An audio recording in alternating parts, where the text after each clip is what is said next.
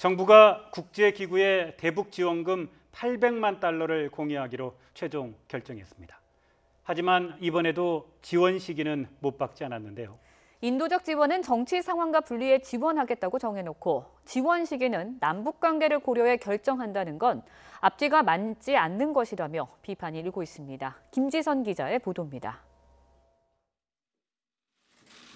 정부는 국제기구의 대북 인도적 지원금 800만 달러를 공여하는 방안을 최종 의결했지만 이번에도 지원 시기는 못 박지 않았습니다. 언제 어떻게 지원할지는 남북 관계를 고려해 결정한다는 단서를 달았지만 늦어도 올해 안에는 공여가 이루어질 가능성이 커 보입니다. 북한 정권에 대한 제재와 북한 주민에 대한 인도 지원은 분리 대처해 나간다는 것이 국제사회가 공유하고 있는 보편적 원칙이자 가치이기도 합니다.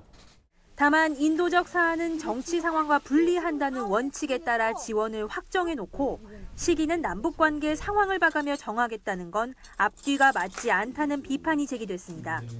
북한 취약계층 문제가 매우 시급하다면서 시기를 미뤄둔 것도 여론을 지나치게 의식해 자기 모순에 빠졌다는 지적입니다. 정부는 불과 2주일 전까지만 해도 국제사회의 공조 분위기와 국내 여론을 감안해 대북 지원 여부를 결정하겠다는 입장을 내놨습니다. 국제기구에 대한 우리의 기금 공여 문제에 대해서 정부 입장이 결정된 것은 없습니다. 다만 북한의 계속되는 도발에 따른 국제사회와의 공조, 그다음에 우리 국민의 여론 등을 감안을 해서. 하지만 정작 대북 지원 계획은 유엔 안보리의 대북 제재안 채택 이틀 만에 그것도 청와대가 북한의 도발 움직임을 보고받은 직후에 전격 발표됐습니다. 이 때문에 정부가 문재인 대통령의 유엔 기조연설이나 14 남북 정상선언 10주년 같은 시간표 등을 고려해 오히려 대북 지원 문제를 지나치게 정치적으로 접근한 것이 아니냐는 지적이 나오고 있습니다.